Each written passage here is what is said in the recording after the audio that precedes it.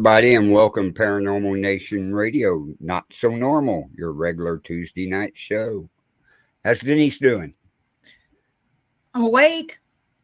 Change all my plans for the whole week as of this morning. Yeah, I bet you did. So I was planning on getting that wall painted on Friday. Yeah, it still ain't painted. Ain't gonna happen. I get the steam clean carpets instead. Oh, really? Yep, steam clean carpets and get rooms ready, and it is. I'm gonna have to find time and come down there and paint that wall. We got so much furniture in here. I mean, there's furniture from that door all the way around to this window over here that you can't see. So that's the biggest problem, is we have to remove all the furniture. So, but yeah, I was going to do it, and I just said, I'm going to do something that I want to get done. I'm tired of looking at that. When you have 4 daughters, guess what you have? You have at least 4 wrenches to go into everything. Oh, I know. It happens all the time. How's Clover doing? She's doing good. Found out that those little cups of Gerber cereal have 60% of their iron for a day in one of those teeny tiny cups. And if she just eats one of those a day, she'll probably be really good. She goes to the doctor on Thursday, and we'll hopefully get a clean bill of health for her at that point. And then tomorrow I go for a stress test. So all scheduled and everything. It's been scheduled for about a month since I was in everything that's been going on in the last couple of weeks with you. Yeah. You better take something to relax so you can go through the stress test. It'll be fine. It's just walking on a treadmill. I mean, I'm in good shape. I mean, just because my heart decides it wants to go on a jog doesn't mean that I can't go for a walk. I mean, I've walked from Leah's house to here. It's 2.5 miles. I don't have a problem. So if I can walk, I'm fine. As long as they don't make me jog. Stuff bounces, and it doesn't look good when it bounces. And it's not what you think either. Okay. So it is what it is. But yeah, it's follow up from when I went to the hospital on October 24th, 25th. So yeah, I'll be good. Well, that's good. It's good. And Ron's here too. You can hear him shaking his junk behind me. Yeah, I see him coming in. So shaking his junk. Boy, that doesn't sound good. I was talking about stuff bouncing too, so it's all good. Whoa. So, and as you can see, it's cold. I got my blanket. Yeah, it is chilly out and everything. It's like that wind 34 degrees up here, but 50-mile-an-hour winds. It's about 37 down here. We don't really feels have like 20. a wind. That was what was beautiful last night while it was snowing. There was no wind at all. Yeah. And we got that street light out here. So you open the door. I have my green screen. But anyway, you'd open the door and the big snowflakes were coming down. It almost looked like one of them laser pins that you would hang out there. It looked like you had to go through all the little snowflakes. Hello, Nigel. Hey, Nigel. You know what was really bad was driving in that last night. Oh, I'll bet. Between Cleveland, Missouri, and here, it was really bad. You're driving through an inch of slush. And that's more dangerous sometimes than just driving on just regular snow. And you couldn't see a thing. It was coming down pretty heavy. Yeah, it came down pretty heavy for a while. It was still even snowing here at 10 o'clock this morning. So, well, thank you, Nigel, for sharing. So I'm going to introduce our guest tonight because, I don't want him to run off. So, yeah, he might run and hide. I doubt that. He's not scared of anything. So our guest tonight is Nick Simons. He was on 28 Days Haunted, and he's a friend of mine that I want everybody to meet and get ready. He tells it like it is, and that's what I like. So hey, Nick. Hey, Nick. Hey, Denise. Hey, Ron. Hey, Carl. Nice to meet you, Carl. Nice to see you, Denise. Well, and I Ron met again. you a couple years ago at the Kansas City Paracon down there in Masonic Temple. Oh yeah, that was a. I met you and Aaron down there. You was That in was the same interesting, room there wasn't with PRI. I might have been enjoying the free Big Rip Brewing Company beer Yes, that you night. were. You were. I think You know- that night they actually cut me, or excuse me, they cut Johnny Hauser and I off from free samples. Wow. Yeah, Johnny Hauser and I, we had like a stack of cups. I mean, Uh-oh. That place is so small, though. I mean, it's hard to believe how many people can fit in that place with as small as it is. yeah, and to go all the way up to the top floor for speeches, I was up there. I was getting woozy. No, I was talking yeah, about going Big up Rip and Brewing down Company. those stairs was something else. Oh, Big Rip Brewing Company. I've never seen Big Rip Brewing Company. It's just down the road from where you were at. Oh, yeah. really? But yeah, I've never been to the Masonic Temple. No, they brought the samples, remember? Yeah. There, they didn't But have that to go one to- was a lot different. That brewery. one you walked outside and you had to deal with all the druggies from the park Yeah, coming over there. the one I went to the year before that, they had it on the other side of the town at a like a moose lodge or something. It was just one story, nice like flat. Oh, so did you do it the one on Holmes Road? We might have Sugar ran Creek. down there to visit. 83rd. Let's see, it was 83rd and Holmes Road. Yeah. Warren all. Yeah, it was Holmes. Yeah, we Yeah. So, Aaron Yeah, and that I. neighborhood's not great either. There's bodies found. I mean, I'm not kidding. We used to live down the road from there, and hey, Carl. so Hi, Susan. I'm you not see going to Susan block and you Mike are here, tonight. right? You gonna get ready to block her again? No, I'm not going to do that. That was a accident with that coming up. right.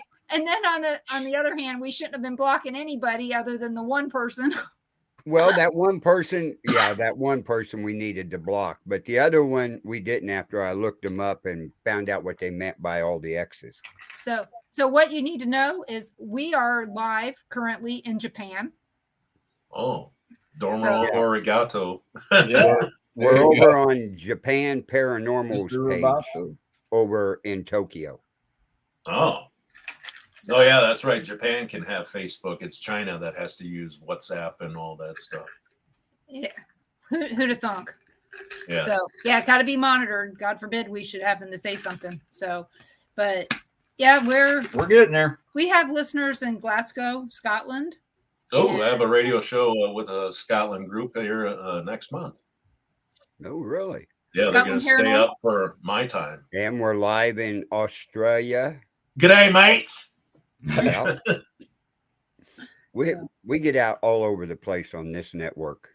Too bad And we everything. can't go there and be actual live. Oh yeah, it would be nice.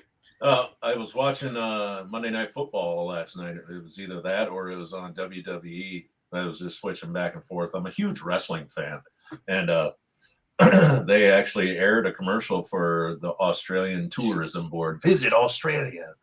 And they got a little cartoon kangaroo that jumps around and talks about how awesome Australia is. So it's nice to see that they're opening back up to visitors coming down, because I know when all the 2020 kicked off, they were like, nope, nobody's leaving, nobody's coming in. Yeah.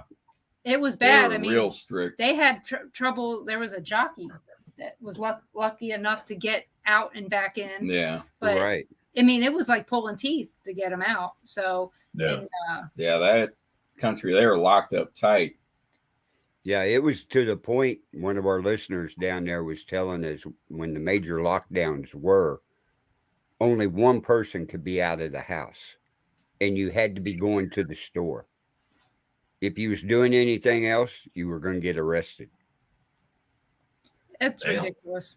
But yeah, again, I mean, that was bad. we're not going to talk about that No, because we will get blocked fast. We don't want that. Oh, Hey. all right. We've been It's the blocked. truth. A lot. I mean, facts are facts, right? But again, we've But- been blocked enough times where we don't want to get it again. So, how did you get picked to be on 28 Days Haunted? Well, I was minding my own business, fishing on the mighty Mississippi in the great town of Bellevue, Iowa. I just caught a catfish, and it wasn't to my liking. So I threw it back and I felt my phone vibrate in my pocket, and it was Aaron G. Thompson on the other end saying, "Hey, we got a meeting with a producer. Can you make it?" And I said, "Yeah, sure." So we went down, Aaron and I did the interview. And, over the years, Aaron and I have probably sat through 25 different interviews, and it's one-time interview, and you never hear from him again. Right. Maybe one other interview that had a follow-up email, but that was it. And then a couple of months went by, and the same person that interviewed us originally called back and said, "Yeah, you guys are coming with us. You got a problem with that?" And we were like, "No." Next thing you know, you got all these people friending you on Facebook to like dig through all your posts. Mm-hmm. I mean, they dug through my Facebook posts all the way back to the beginning. And I think I had one of the original Facebook pages of 2009. And they dug through Instagram and all that. And they'd email us back, just trying not to get us blocked. Like you were worried about getting blocked. They have protocols for making sure that any of their future cast or current cast is not doing anything on the internet that'll get them blocked. That was pretty cool. I mean, did they check the dark web and make sure you weren't doing shit over there? Yeah. I don't know. Who knows? I mean, they had all of our information, and then after that, we had to do a interview with a psychiatrist. And the next thing you know, it says like 3 days in advance, we got a 3-day advance notice. Congratulations, you guys are going to, drumroll, Connecticut. And it was like, okay, I guess we're going to Connecticut. And there's not a whole lot you can do to prepare to go to Connecticut. Right. I mean, it's not like you just Google haunted locations in Connecticut and Captain Grant's is like the first one to pop up. Right. So we were just flying to Connecticut, and that's all we knew. Well, I would think they just told you the state, at least. Yeah. So we flew into Hartford or whatever it is, that big airport. At least you didn't have to go to Deb and Arnie Johnson's house. That'd have been bad. Yeah. They were, that's the devil made me do it case. Yeah. So, because that's what I would assume if you look up haunted places in Connecticut, that'd be the first one that comes up. No, I actually Googled it. That's what I would think because of the fact. Well, I know that what was the number one up there? Norwich. Oh yeah. Norwich State Hospital, which is actually just down the street from Captain Grant's. Right. You figure so. It's not a very big state. You can. Yeah, we really walk across it in an hour. Yeah, when we were leaving, that's Rhode Island. We drove down the street and hung a right to go back to the airport, and that road goes right up the gut of what's left of Norwich State Hospital. So you have old, dilapidated, scary-looking mental asylum buildings on both sides of the road, and the road just winds through there. I'm like, brick red in the face. Why the F didn't we stay here? Yep. Yeah. Because if it rained, you'd get wet. So? Well, it's only 28 days. We can rough it. Yeah, look at all these. At least it see all those August. books behind me? Half of them are on bushcraft. I would have been able to take care of any of us. You know what? I've interviewed some other people on survival. Yeah. Because, we love those survival shows as well. And oh, yeah. So I've interviewed a few of the Ozark Bushmen, J.P. Phillips down in Springfield. He's really big into it. And let's see. Well, I think I know a couple people from that one alone. One up there in Omaha. Yeah. So it's interesting. We're talking about Kansas City Paracon. Jason Kupsik that puts that on is big into bushcraft and survival. Yeah, it's like we should go out and do like a survival paranormal thing. I'm like, where are we gonna go? Actually, I had somebody bring that to me, an outdoor Paracon, and investigate outside. And it's like you kind of can't do that in our area because we do have weather that changes quite frequently. We suddenly have tornadoes or we suddenly have hailstorms and things like that.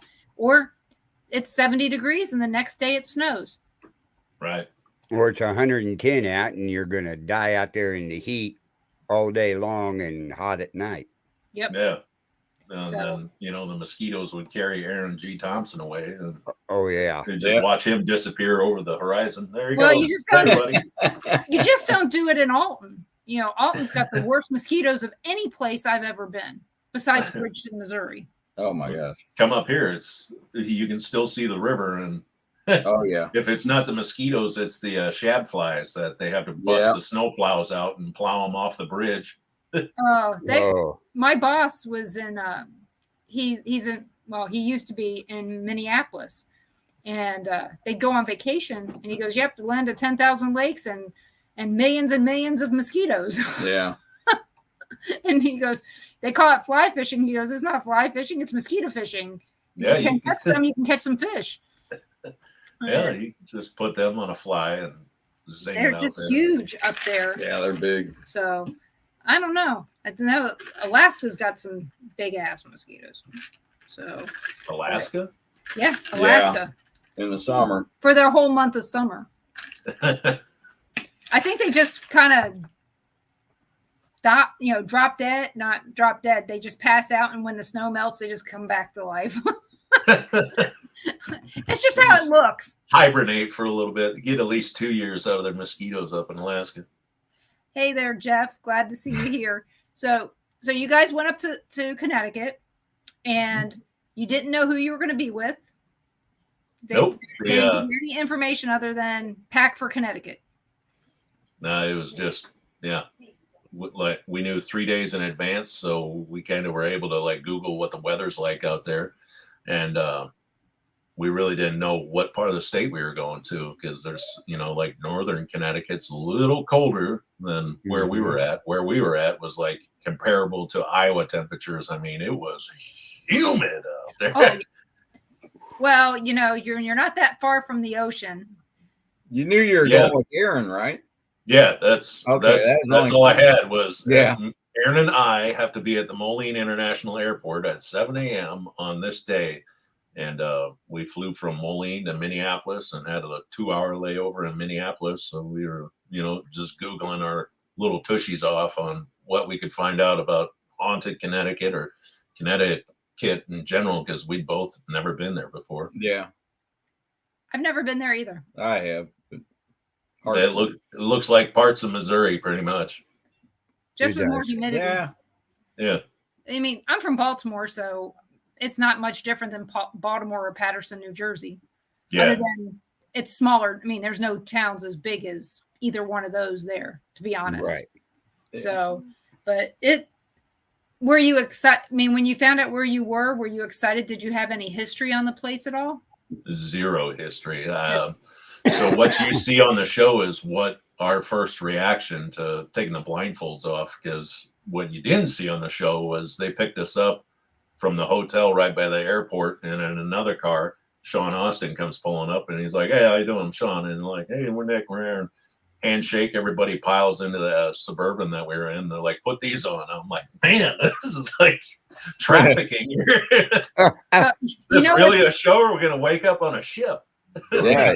Are you getting Shanghai? Yeah, that's Katie Stafford told me. He goes, when you come out here, he goes, I gotta blindfold you and put you in a van, and he goes, I gotta take you in there, and you're not gonna know where in the hell you are. I'm like, me?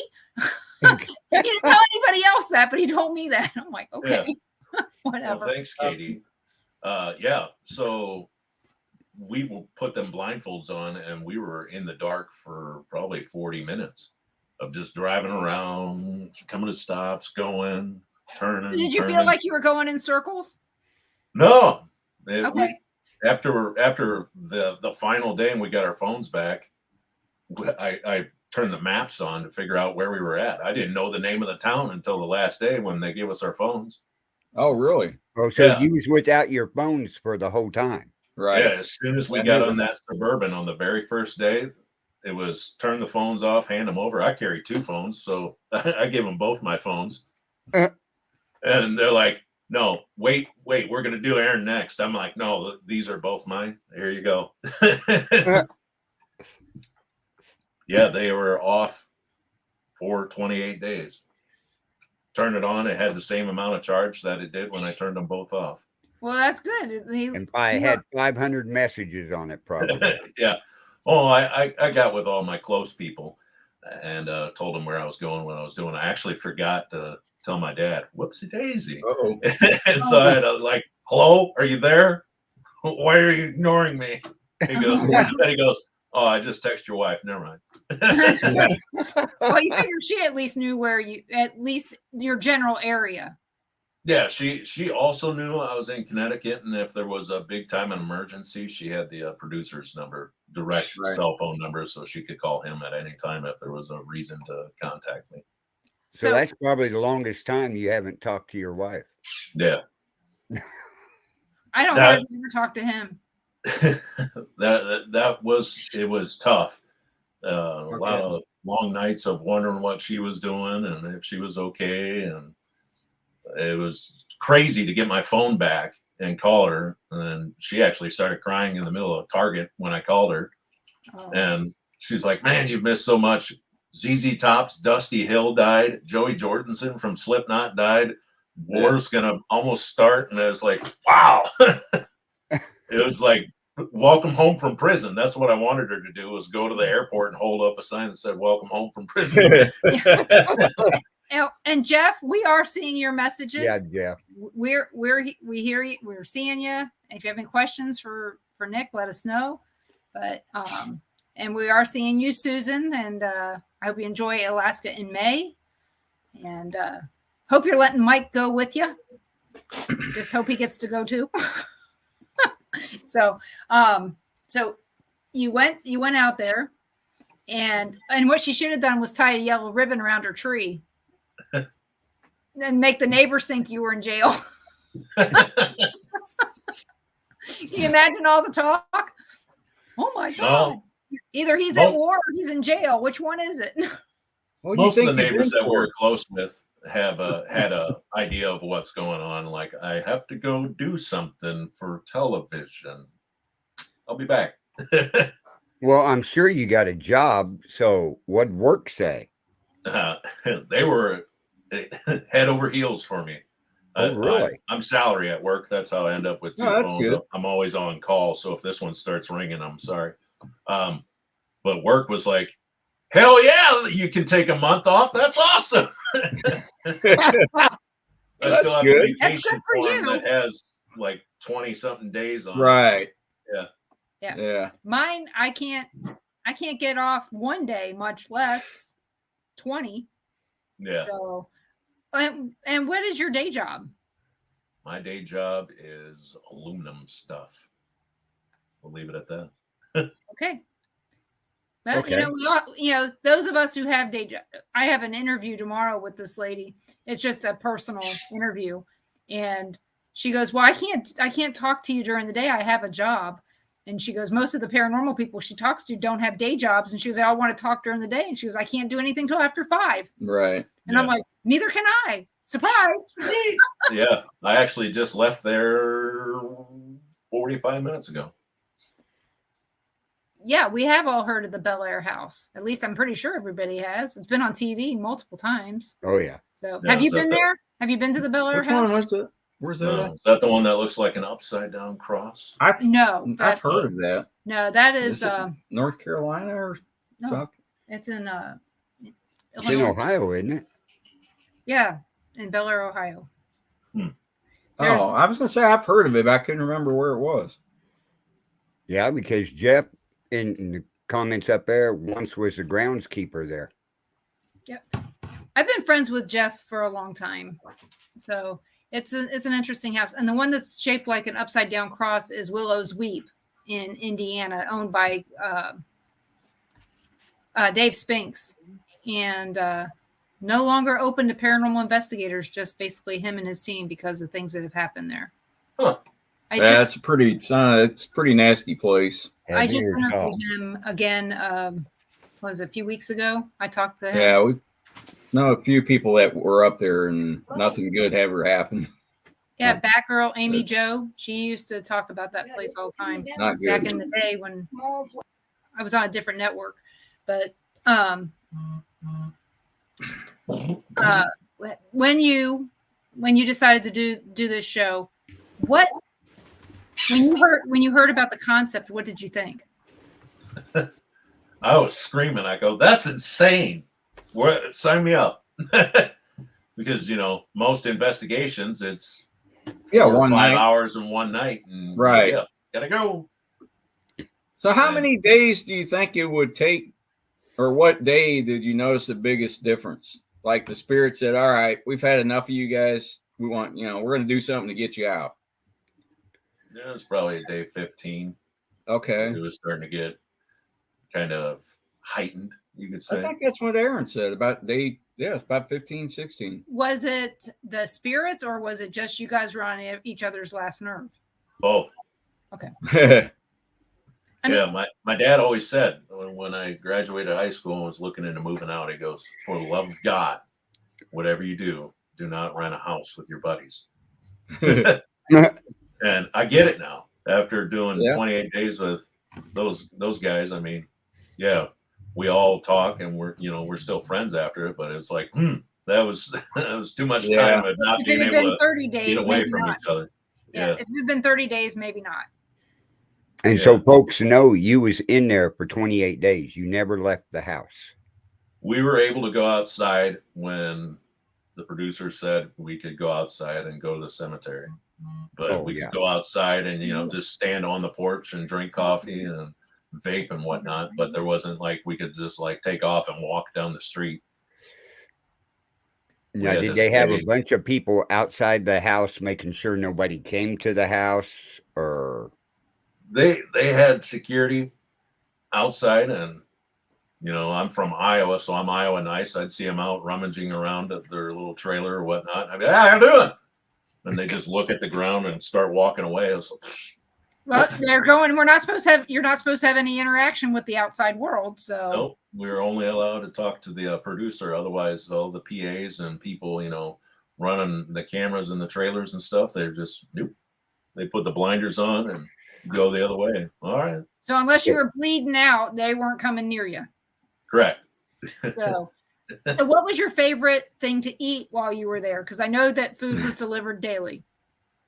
Food was delivered weekly, not daily. But, okay. Yeah. So what was your favorite stuff? Well, we had a propane grill, and I was grilling stuff every night. And it upset me that they cut out me grilling Spam. And trying to force feed it to Aaron and Sean, but you know what? Spam is good as long as you rinse it off, get the gel off, get some of the salt out of it. And I eat turkey Spam because I can't eat. Well, we can't eat pork. Oh, So the turkey Spam is my backup meat. Not religious or nothing. Just since our gallbladders got removed, we can't eat it. We get sick. It just boom goes right out. No, we literally get sick. They double up. Yeah. So needless to say, it's bad. And everybody should have something like that in their cabinet just in case. Oh yeah, you have to. Spam is one of the few things that you can eat hot or cold, and you know what? It's really good fried with an egg and cheese. Hell yeah! Right. I've grilled it too. to piggyback off of that story, in what year was it? Was it 2020? We had the derecho here in Iowa. Oh yeah, out on the news. Yeah, the power in my house here got knocked out for 7 days straight in the middle of August when it's 110 out. But the first night it happened, we was eating all the stuff out of the freezer, and probably by like Thursday, I was standing outside with the neighbors, and we were having sardines on crackers and grilling Spam then, and it was a good time. Had an old MRE, we was eating on that. Chili mac and cheese, our MRE. Yeah. So, people, potted meat. I used to love potted meat. You can't eat it now because it's got pork in it. It's not beef. But, I've eaten a lot of stuff that people wouldn't even dream of. One of the weirdest things I've eaten that people don't even know probably exists, bologna gravy. Bologna gravy. I'd try it. My mom would make it because bologna was cheap. Yeah. And back in the day, brains and eggs. Oh yeah. Yeah, I've had that. I tell everybody about that, and they go, "What are you talking about?" Yeah, they used to sell it in a can in the store. They got Banner sausage here in the store now, and I love Banner sausage. We used to get it fresh from the locker plant. Me and Papa did. Mm-hmm.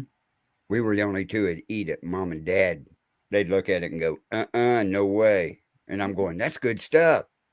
My mom would make it for us because we were on Social Security and we bought groceries once a month, and that was it. So what's the strangest thing you've eaten? Me? Yeah. You talk about ever or 28 days? Well, last week. Ever. Ever. Because I know as kids we eat a lot of dumb stuff, but that's not intentional. Strange to the general public would probably be a raccoon. Okay. Now, did you in the oven, or did you grill it or barbecue it? We did it in a slow cooker, like pulled pork. Oh, okay. Usually, I've had raccoon before, but we do it in a grill or a smoker to get all the fat drippings completely out of it. Mm-hmm. And then it's a lot better the way we like it. My grandma caught in New Jersey. When we lived in Patterson, she caught a groundhog in our yard. Guess what we had for dinner? Groundhog. Yep. We had one at my grandparents' house. They go, Denise, which one of these bunny rabbits do you like? Oh, Cute little fuzzy bunny. I pick it out and I name it. It was dinner. I didn't name it dinner. They did. So I stopped picking stuff after that. My grandparents raised rabbits, and I don't think it's weird. It's just weird that they had me pick one and then fed it to us, Yeah. But I mean, it's the way you do it. I'm still trying to think of weirder stuff that I ate, because I mean, I've got right now in my freezer, I've got cow tongue, cow heart, liver, deer back straps, deer hamburger. So there's really nothing too out of the ordinary. I'll tell you this. Somebody bet me that I wouldn't skin a catfish with my teeth. Guess who had some money in their pocket that night? I go, can I start it with a knife? And just knowing that, would you eat a raw herring if you were on a ship? You have? Mm-hmm. Okay. Well, then, Sig Hansen would let you be on his ship. Yeah, we get pickled herring. I got some in the fridge right now. That's good on saltine crackers. See, it's another show you can be on. Yeah. Deadliest Catch. Deadliest Catch, Alone. I love Alone. Yeah, that's a great show. But I tell you, the thing that pisses people off when I say that I eat, they go, oh my God, that's disgusting. I like sugar on my macaroni and cheese. And I have people tell me all the time, how can you do that? That's disgusting. I'll see your macaroni and cheese with sugar on it and raise you Braunschweiger on toast dunked in chocolate milk. Now, I love I love Braunschweiger. I have done that. That's one of my favorite ways I to can eat that stuff. Wow. Liver cheese, any of that. Yeah, I love Braunschweiger with mustard. It's good with mustard, but I especially like it by itself on toast, dunked in chocolate milk. It is chef's kiss. And maybe it's the chocolate milk part that gets me. I don't know, but chocolate. So we're talking. We're talking paranormal foods. Yeah. Well, you want to know one of the weirdest things here lately that it's not weird, but it's weird how they make it. The Amish up here make a hot dog pie. Okay. And it's just what it describes. It's hot dogs in there with a bunch of other stuff, and you cut it like a pie and eat it. I've heard of that. And I'll tell you what, it's really good. 10 out of 10, I'd eat that right now. I make a hamburger pie. I used to make a hot dog casserole when we first got married. Remember, we had hot dog casserole probably every other week. I like goat food. You like goat food? Probably the coolest pie that I've had this year, because I do a lot of traveling for work. Like, I know aluminum like the back of my hand, so I'm always flying over the place. Matter of fact, on Thursday I have to drive to Indiana. But in Indiana, there's what they call a Hoosier pie, or sugar pie or milk pie. And I had one of those this year, and hands down, it's like Hoosier sugar milk pie, and then like pumpkin pie is underneath there. I mean, pumpkin pie got knocked out of number one. That milk pie was amazing. It tastes like cereal milk, but it's like gelatinous in a pie form. That's awesome. Oh wow. There's a buttermilk pie that's really good as well. And I make a lovely eggnog pie with rum. I'd eat the life out of that one too. Yeah. I find a way to utilize what liquor we have since I'm not allowed to drink anymore. I know. It's sad. Oops, it's accidentally in the meatloaf. That's weird. We made spaghetti one time with Yukon Jack in the sauce. That was a hard one to swallow there because the Yukon Jack was a little strong. And Well, that's just like eggnog around the house here. When it's in the refrigerator, it's only used with Jack Daniels. That's the only way it gets used. Now, see, I like my eggnog with rum. Well, I like it with my Jack. I like it plain. I can do that to a point, but I love my Jack in it. Trader Joe's has an eggnog yogurt. That tasted really good. Yeah, And it's then really good. Andy's frozen custard has a great eggnog shake. Yeah, there's an ice cream joint here in town called Whitey's Ice Cream, and they have a rolling out their eggnog shake here pretty soon if it's not already out. Well, if you ever get down in this area north of Kansas City, about 50 miles over in the little town of Osborne, you go to Chateau Milk. They will have milk in any flavor you want. Show me what. I mean, any flavor. They do red velvet milk. I've had that before. Damn good. But well, to give you an idea, the Chateau, their triple chocolate milk tastes just like a malt. Oh. That's how good it is. It comes in a glass bottle. Great. Oh, wow. Oh, yeah. They became a gigantic company in our area doing stores and out there and school buses where kids go out and travel through it and stuff. You take care of mom. Yeah. So let's see. What's the weird Okay, flavor of milk? I don't think I've had anything too crazy for milk. Oh, great. they even have a milk called biscuits and gravy. That could be good. I mean, their creators over there create all different kinds Biscuits and gravy milk for the season. I'd try it. They the neighbors' kids are convinced that I'd probably eat a person if it was seasoned right. Well, you might want to talk to Jeffrey Dahmer. I make gravy with milk, so yeah. Yeah, no, none of that for me. It was Clover. She was calling to show me how she used not a permanent marker, but a dry erase marker to mark all over her face. Nice. Hello, Jane. There's our and Anthony. Jane's our lady from Glasgow. Over there. So how did your wife feel about you being gone for 28 days? She didn't like any part of it, but she was like, you know what? You guys have broke your backs for all these years on YouTube and whatnot, and this will probably never happen again. So you might as well go take do advantage of it. Yeah. So how did people? So what were you told from the people that watch the show? What they think about the show? Yeah. That it went by way too fast. I'm like, I agree. 6 shows. I mean, they probably had enough stuff to do. Oh my gosh, yeah. 12 shows, not just 6. I thought it was going to be more than 6 episodes. Yeah, you figure, if you had the camera that we had, with the backpack, just that camera alone, if you filmed for 24 hours a day, that's over 2,000 hours of footage. Right. Additionally, besides that camera inside that house, you had RoboCams that could operate on an XY axis and could do 180 degrees up and down and left and right.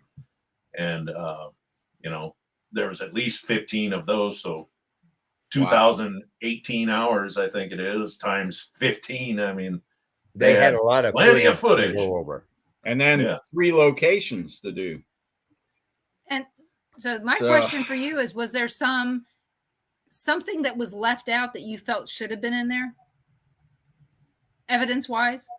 Yeah. I mean, Sean and I were and Aaron, we'd all, get up every day and review all the audio from the night before, the audio, the video from the handheld camera. We couldn't actually, they wouldn't let us review the motion cameras, the robotic cameras, but we were able to review all that. And it's like, man, they used like 2 things, and we had a list of 28 days. Every day we had at least 15 different like spirit box responses, EVPs. And it's all just gone. Well, it's not gone. Yeah, it's somewhere. Yeah, I mean, it didn't hit the cutting room floor, so it's still there. It's still usable. It's just a matter of how are they. You guys had your personal cameras there too, didn't you? Nope. Oh. Yeah, we were able to bring our equipment, but as far as like actual recording stuff, like Sean had an SLS, but they'd take the SIM card from him every night. Oh. Yeah. That's one way to control everything. Yeah, they controlled it pretty good that way, I guess. Yeah, because at that point, it makes it their evidence, not yours. Yeah. It makes it their property. Yep. Yep. So is there any equipment that you personally brought that isn't normal paranormal equipment? I already know the answer, but. The electrostatic generator, and in that pool, I wasn't in the pool. The electrostatic generator and my metal detector.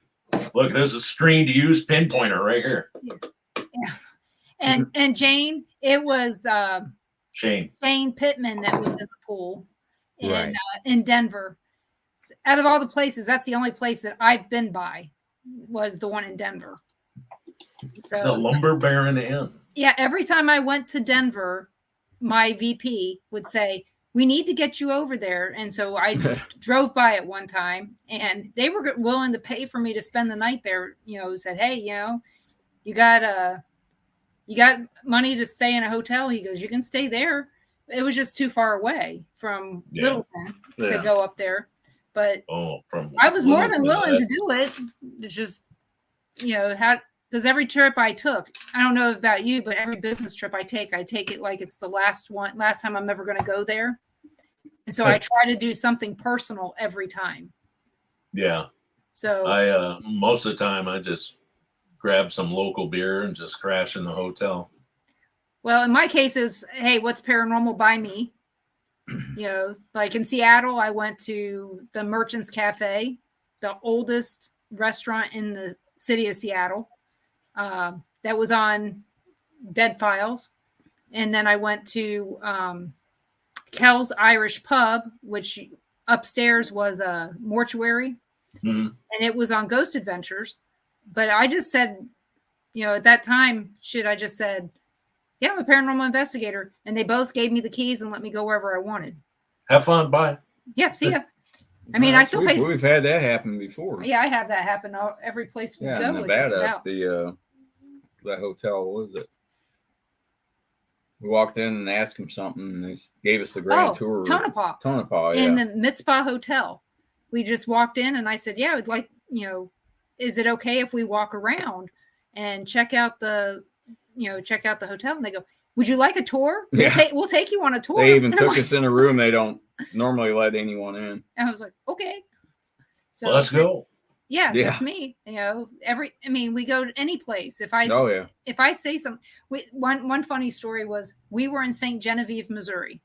Oh yeah. And we're trying wine, and there was a ghost on the wall. It was Halloween. There was a ghost on the wall, and I said something, and the lady goes, "Did you see her?" And I was like, "Well, yeah." It's right there. and of course, at this point, I already knew it was haunted before that, but I was trying to play it down because our daughter really wasn't wanting to know anything about it being haunted. And I said, well, yeah, she just came down the stairs and came around. And I said, and she's pointing upstairs, and she goes, she does that all the time. I wonder why. She goes, I'm going to lock up. And she goes, I'm going to take you guys on a tour. She took us to the attic. She took us to the basement. I mean, had that winery was closed for probably an hour and a half. Yeah. Yeah, be fine. No one's coming in. Yeah. It was a Saturday. Yeah. They were coming in. Yeah. Oh. But it was just funny that, actually it was a Sunday. It was after we left McPike Mansion. we drove down there. Yeah. So it was just kind of funny that I just say something and I get us a free tour of some place that we didn't even know was haunted until we walked in the door. So, but with the places that you go, I know that you're the tech guy. So what piece of equipment is the best piece of equipment to take to every location? A digital recorder. Okay. Do you always get something? Not always. I Okay. mean, there's usually more things I can talk myself out of than I can. Like, oh, that was a good EVP. Most of the time I have this war inside my head of what if that was a car driving by? What if that was something? Right. Right. Because no matter, it never fails. Every investigation you're on, somebody's like, we're hunting deer. You gotta be quiet. Oh yeah. Go down that hallway. Why are you whispering? You're not sneaking up on them. Yeah. Right. Right. Well, we hear that a lot where it sounds like somebody who's there's voice. Yeah. You know, I don't know how many times it sounded like on Ghost Oh my Adventures, gosh. Billy's voice, Aaron's Yeah. voice, you know, Jay's voice in the recording, and you're going. And of course, I know that they're not alone. I mean, I've been there when they film. Yeah. So it's like they're not by themselves. There's 90 people outside, not 90. There's about 20 people outside, and you're right. It could be a car. We used my computer one time to get EVPs. I got a mouse fart mic. Guess what we heard? Road noise. That's all you could hear was road noise. You can hear the fan in the computer. You can hear a USB hum in my microphone that I'm using right now. Mm-hmm. Mm-hmm. I mean, it's just there's too much that you can just be like. Most people like jump to it like there it is. Yeah. And you really need to be like, maybe it's just me and I'm overly critical about things. Like with probably the second best piece of equipment that I always fall onto is the SB7. And, you know, now that Aaron and I have been using that thing for all these years now, there's some things that you can catch live that kind of makes sense to the questions that you're asking. But for the most part, I don't use that as concrete evidence. I always take that and put it up on Adobe Audition afterwards and spend hours and hours on a 10-minute clip, just noise canceling out the static and going back and playing it again, go back and play it again and stretch it out a little bit. Maybe try to make something out of it that's relative to the question that was asked at that point in time. Then even then I'm still maybe trash it over that. But I mean, as long as it's relative to that question, then I would consider that compelling data of a haunting or a spirit engaging with us via the SB7. We have a question here from Mike. He asks, was there any occurrence in the 28 days that made you want to invest that you would have liked to have investigated more? We're allowed to investigate as long as we wanted every night. Okay. So I think another way to ask that question is would you like to go back and investigate more succinctly? Oh, go back to Captain Grant's and dig into something else. Yeah. I mean, now that you have information, now that you can go and research it and stuff, maybe there's something that you would like to dig into a little bit more, because now you've got some history, you've got some information that's not derived from experience. I'd like to go back to Captain Grant's with ground penetrating radar and figure out if Captain Grant's really in that grave or not. Could be a dog. Sorry. Could be nothing. Could be nothing. Does the ground have a depression? No, there's no depression there. He was buried in 1832, I think. And more than likely, that was a wooden coffin. It would have crushed in, and there would be a depression. Yeah. We had some things on the show that got cut that led us to believe that there's a probability that he might not be there at all. And it was just a memorial set up. Well, that's like Edgar Allan Poe's grave in downtown Baltimore. He's not buried there. He's buried out in the county.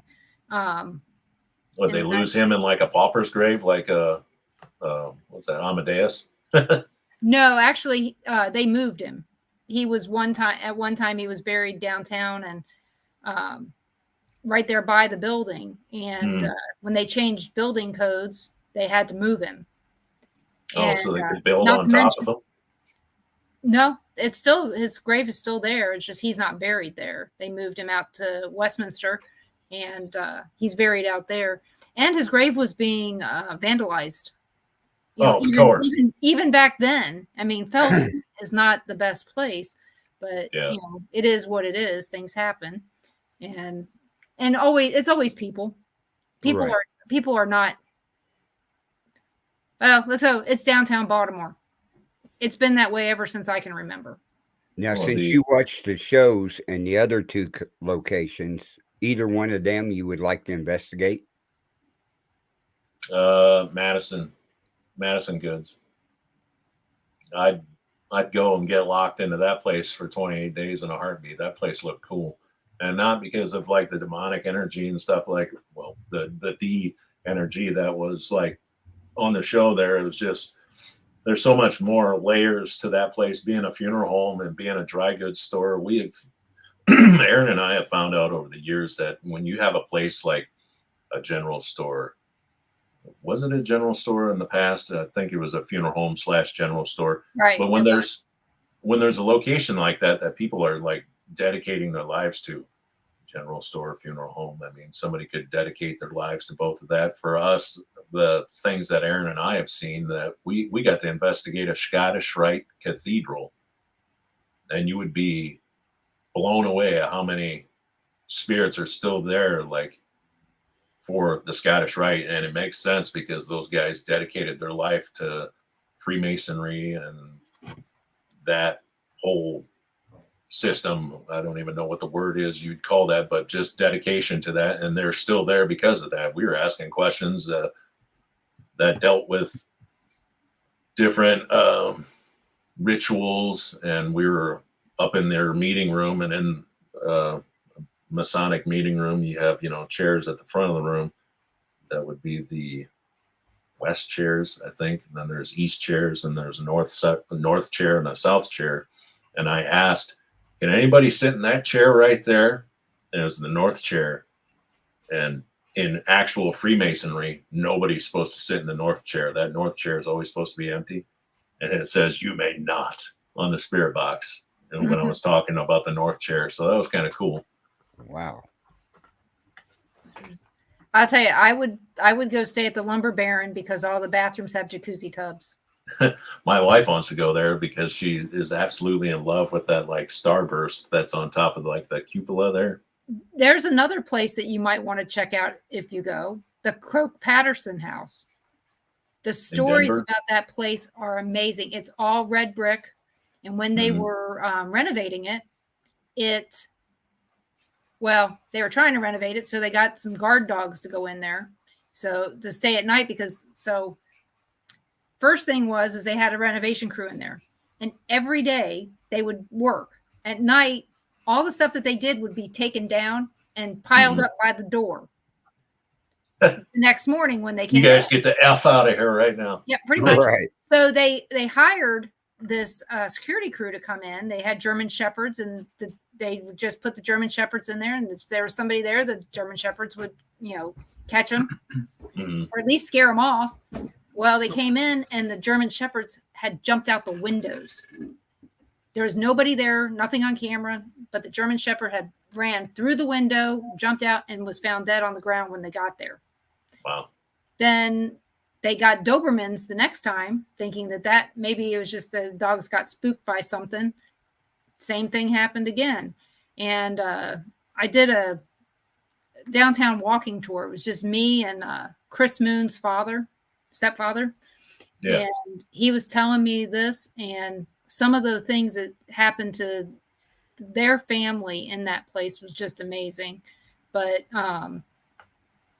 now it's open as a bed and breakfast. So you can actually go stay there just like you can at the Lumber Baron. And so it's about $230 a night to stay there. But the guy who was supposed to remove the bodies from Cheeseman Park actually lived in the carriage house next door. And when they found out that some little girl got abducted, and they thought he did it.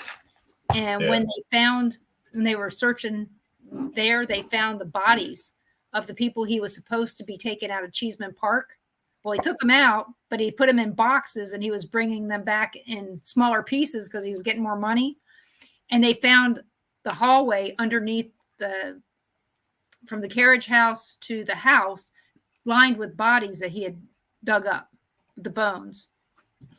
So it's related to Cheeseman Park as well. So it's just a really strange story. And I mean, I found proof of this. There was actually newspaper stories that talked about this. So it was not like, hey, we're telling you this story and it's a true story. Well, it's not a true story to me until I find proof of it. Right. He's Colorado's Ed Gein. Yeah, he was weird. But yeah, it was strange that the little girl next door should happen to come up missing, and they thought he had taken her, but they found her. She was alive. But it's neat down where the lumber baron is. But yep, like I said, I stay there. The jacuzzi bathtubs did it for me. Oh yeah. I'd stay at McPike Mansion in the basement for 28 days straight. That'd be fun. It's a little bit moist, and the bats might poop on in you. the cellar. Yeah, that'd be a tight fit. Did you see that they got one of the upper bedrooms all cleaned out? Oh, did they? They were able to finally reinforce the floor and it's cleaned up enough to where they can reinforce the floor. Right. Good. The floor above the cellar that is being replaced now.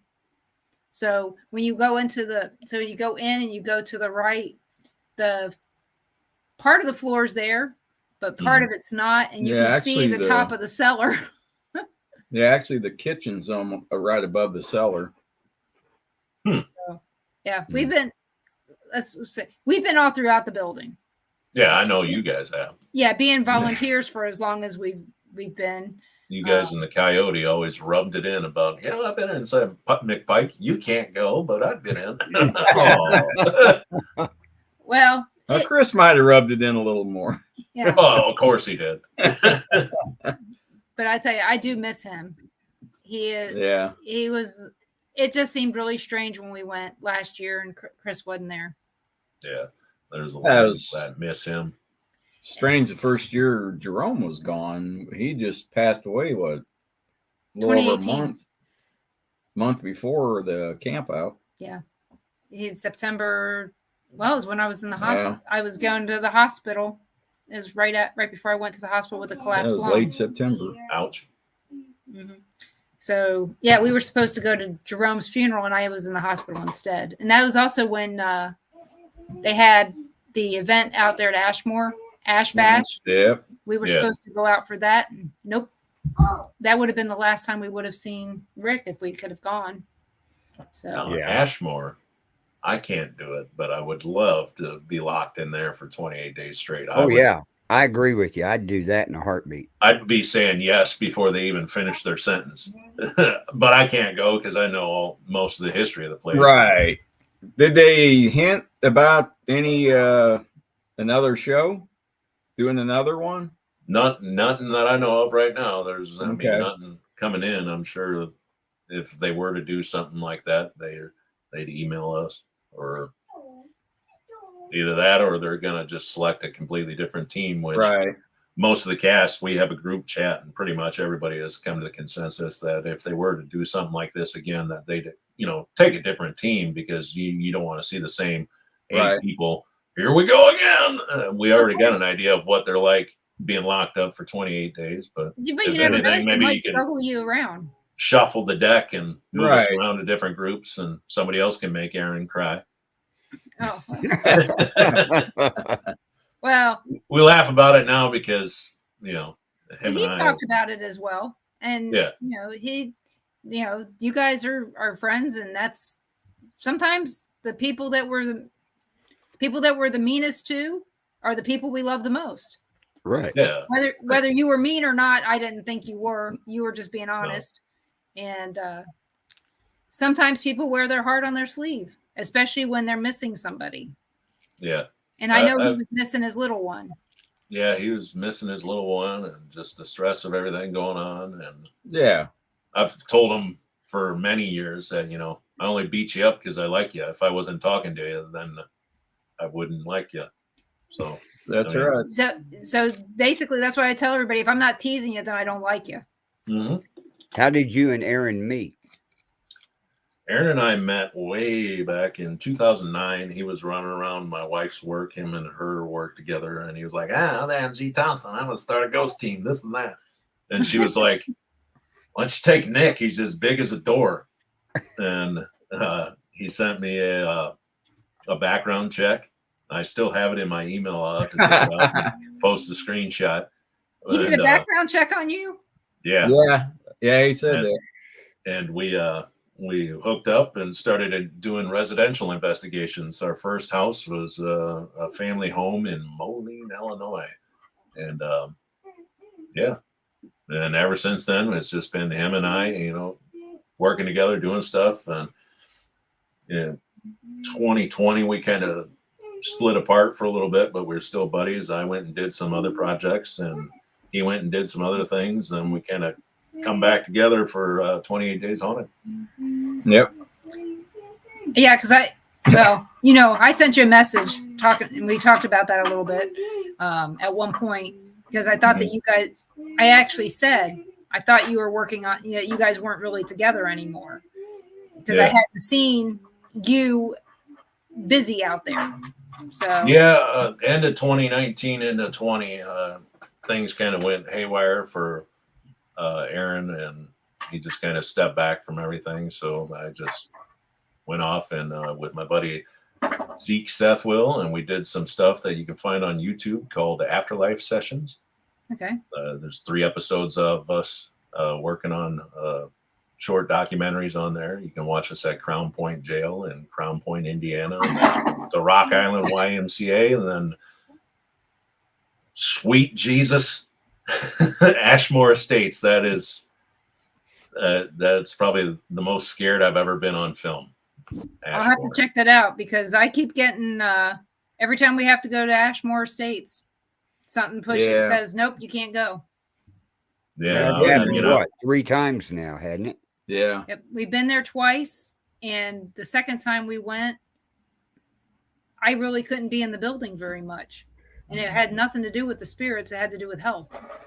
So, and every single time it's health. And I told Ron, I said, if I didn't have a visit from the spirits, I knew we weren't going each time. Mm-hmm. I knew. And that one time we were supposed to go, I was all packed up and ready to go. And we told somebody that we would pick them up and be on our way. And I told Ron, he just sat there, let me pack up everything and all that. He's like, we ain't going to make it. He's sitting there going, okay. He knew that I wasn't going to make it, but I think I'd asked you the day before. I said, "Did you have any spirits come and visit?" And you looked at me and went, "No." Like, how did you know? And that's when I knew. Yeah, I said, "None of them have visited this whole week." She goes, "No," and I went, "Okay." Yeah, if they don't visit her, there's nothing going on at that location. That ain't gonna happen. We had my lung had collapsed. I'd had a biopsy on Tuesday of that week that we were supposed to go. And Thursday, I still hadn't heard back from the doctor that I had called. And Friday, I still hadn't heard back. Yeah. And I just, at noon, I just sat down, slid down onto the floor and said, I can't go. Yeah. And so I called the doctor and I said, I still haven't heard back from you guys. And they go, and this is finally 4:00 when they called me back. And of course, this was noon when I came to the realization I couldn't go. Mm-hmm. Noon, they go, or at 4:00, they go, can you go to diagnostic imaging and get a lung x-ray? And we take Ruby. Yeah, she wasn't feeling right. And that's when we found out I had a collapsed lung and that I couldn't go. And it is what it is. And what they do, make you put your thumb in your mouth and blow on it? I wish it worked like that. But no, they gave me a lot of medicine and then hit a nerve, and I was just basically out for 5 days. But Wow. it there was nothing more painful than that, and there's nothing they could do to take the pain away. So I would much rather have gallbladder attack, a baby with no anesthetic, break my toe, pass out in the bathroom and break my foot. I'm more than willing to do all that stuff again. I don't ever want another collapsed lung that they have to reinflate. Yeah, my boss had a collapsed lung. He was at work. He's like, man, it's hard to breathe. And then finally they're like, just go home, man. And he left and he went to the doctor and they're like, yeah, your lungs collapsed. He's like, oh, I've been dealing with this for like 3 days. What did he do? What did he do to cause it? He didn't know. Don't know. He's got severe asthma. It just kind of did it during the night. Wow. Yeah. So, but yeah, I told him when I found out I had a collapsed lung, I started crying, and not because of the collapsed lung, but because that's how my mom breathed, how she would breathe for years because she had COPD. And I said, oh my God, it's horrible knowing that how much she suffered, Right. And so anybody out there who has COPD, I feel your pain. If you've ever had a collapsed lung, it sucks. But we believe that I got that from a combination from the Sally House and Ashmore Estates. Yeah. I ended up with some weird growth in my lungs related to mold. Well, I mean, so needless to say, I would not stay at Ashmore Estates for long term because of mold. The mighty Edinburgh Manor here in sunny Iowa has gave me an upper respiratory infection 3 different times now. Really? That whole basement is mold. Has that been since they cleaned it up, or is it not no, that this was before. We're reaching into the Wayback Machine and going all the way back to 2012 to about 2015. But okay, so yes, definitely before the ownership now then. Right. Yeah. The first time I got that upper respiratory infection, I was and it was like we did Edinburgh, got sick. Then the week after that, I had to go to the Bowen building down in Peoria at the Peoria Asylum before they tore down that beautiful stone building. It's long gone now, but it's the one that you see on the episode of, I think, Ghost Hunters and Ghost Asylum went there. Okay. And and we're huffing and puffing. All the recordings is just me going out of breath and stuff. But yeah, that was definitely worth the trip to visit there. I mean, both places, Edinburgh and the Peoria Asylum, but it's sad that Peoria's gone because that was a really cool building. Well, I am sorry, Jane, to hear that you have COPD and asthma. That sucks. Right. So, hey, the next time that you almost make it to Ashmore, if you get out there and turn back, if you go back towards that little bitty town, I don't know the name of it. Charleston? No, the other way. Ashmore? Oh, the town. Okay, yeah, I know about where's that. Yeah, there's a cemetery out there that has a witch's grave in the cemetery. This lady was buried on February 31st because they didn't want her to come back. Oh. And it's either her headstone is this big globe, and it talks about how evil she was and all this, and her I think it's her death date is February 31st. That's how worried they were about this lady coming back and just like cursing the town and whatnot. So, wow, that'd be cool to see. Yeah, I got pictures of it. It's worth seeing. I'll send them to you. That is unusual. It's funny. I think every state has at least one witch's grave. Yeah, when we were out there filming for Afterlife Sessions, Robin actually told us about it. I'm like, we're going out of our way. We got to see this. Yeah. Well, because you can't go to Ashmore, the graveyard for the actual Ashmore Estates for the Coles County poorhouse. You can't go there because it's on private property. Yep, I definitely tried reaching out to people, and I'm probably the 4,000th person that reached out to the people that are the owners of that land listed on the GIS website for that county, for Coles County. Yeah. and got nothing in return. But it would have been cool to walk over there and see it, because I mean, it's just straight out the front door of Ashmore, straight across the highway there, and then down into the woods. Yeah. I knew where it was. It's just not worth the trespassing. Right. Yeah, that's a big thing that's always been huge for me with metal detecting, and even with chasing ghosts, is, you got to have that permission. What is the weirdest thing you found metal detecting? The weirdest thing I found metal detecting, well, probably drug paraphernalia. Probably didn't want to even pick that up, huh? Like, oh, look, somebody's toilet handle. That's what it looked like. It looked like a little whoosh, what you flush the toilet with. Yeah. Yeah.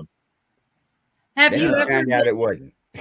Have you ever been to like a Civil War battle site and been able to detect anything there? I know it's illegal in most Civil War battle sites. Yeah, it's illegal pretty much everywhere except Europe. Guys in Europe can go anywhere and dig up old mustard gas bombs and guns, and they dig up actual dead bodies. But yeah, as far as detecting Civil War stuff here in the United States, if it's a protected, legit battlefield, it's prison time on that one, and a hefty fine. Well, let me back up, not prison, but jail time and a hefty fine. And they take your metal detectors. So like Gettysburg is for sure off limits, but there's guys that have done their research to find like where there was movement. If it's not a battlefield, as long as they were like moving through there, so like roads and stuff that they used to use in camps, it's awesome. You can find dropped mini balls and buttons and belt buckles and ammo box plates and stuff. My buddy that lives here in town, he's got an ammo box plate that's got it's a Union ammo box plate. It's about yay big, and it's got a brass eagle on the front of it. It's pretty cool. Yeah, as long as That's there's not what a I'd like to historic do site. down at our cemetery. There ought to be some stuff around that land out there. Yeah. And at Hans Mill Massacre, where they had the big massacre. Right there. Yeah, but isn't that a private property? Yeah, but you can do anything out there. Oh, okay. We've investigated out there. They just got it fenced off now to keep the four-wheelers out there from tearing it up. Yeah, they did a hell of a job the last time we were out there. Oh yeah, tearing it up. So, I was going to say, I know that I've seen people out when we went to Gettysburg. We saw people out there, and they said, "Don't take your EMF detectors. Don't take anything out there because they assume that you're metal detecting if you take anything out there." Yeah. Yeah. And it's funny that you should say Gettysburg because Couldn't even I was take showing this guy Carl. out. I was showing this to Carl. Ron got a letter from a friend of ours. Their child goes to Gettysburg Montessori Charter School, and it was a thank you note for veterans from Gettysburg. Oh, that's cool. And this just came on Saturday, so it was really nice for that, and it's signed by all the kids in the class. So it's really cute. So this is Mr. Ruby, who keeps trying to make a appearance. Crawling under chairs, desk, you know. X. Yeah, he likes the keyboard.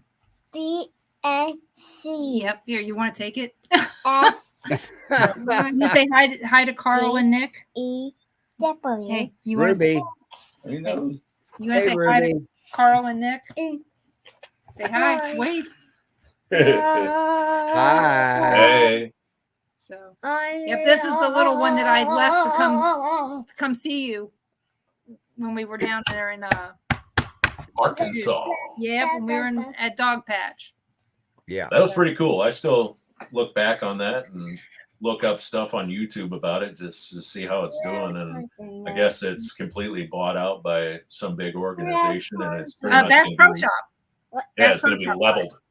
Yep, they bought it and they're building What are they doing with it? a sanctuary there, fishing and some other stuff like that. Dad, take your So at least that's what I heard last. But yeah, Yeah. it was Bass Pro bought it, and it is. I mean, that river is a very nice river. I Yeah. saw lots of fish. Hey, can you go get my tablet? Bring it here. Yeah, when I was little,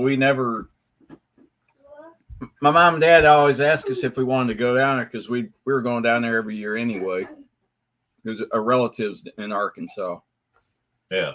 But they'd say, you guys want to hit Dog Patch? It's similar to Six Flags, but a little different. And we'd all say, yeah. And every time we get near it was like, nah, let's just get the grandpa and grandmas and, to visit everybody, Yeah. Every time we say yes, but then when we got close, we was like, nah, we don't want to spend all day out there. We want to hang out with our uncles and cousins but we got to the parking lot one time.